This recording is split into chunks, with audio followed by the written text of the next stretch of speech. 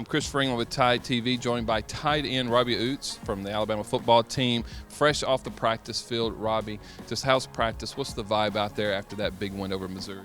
The vibe's great out there. We had a great physical practice today. We're kind of taking advantage of this bye week, kind of get healed up a little bit. Everybody's dealing with a little bit of something at this point in the season. Just to have a couple days to kind of slow down and self-reflect, that's very important for us.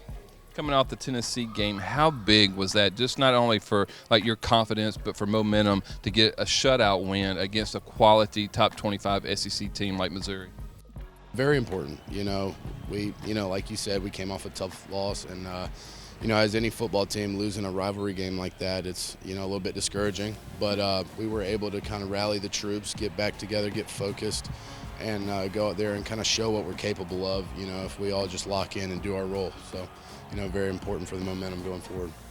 For the offense in that game against Missouri, you had 271 rushing yards. That's the most rushing yards this season since week 1 against Western Kentucky. You're a guy that's a big part of that, throwing some blocks there at the tight end position. Just kind of talk about that. Was that more of a scheme thing, or is this running attack really starting to gel a little bit for this offense? I really think it's starting to gel a little bit. I think if we got all 7 guys, linemen, tight ends, on the same page, we can do that every week. We're a physical group, very capable, very talented. I think this is something that we can see moving forward, just kind of getting dirty, grounding and pounding.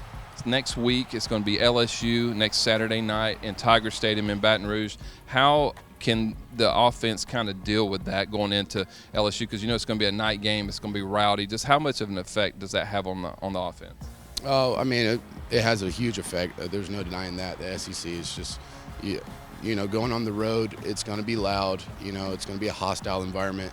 We got to be able to go on silent count. We got to be able to communicate, without actually hearing each other.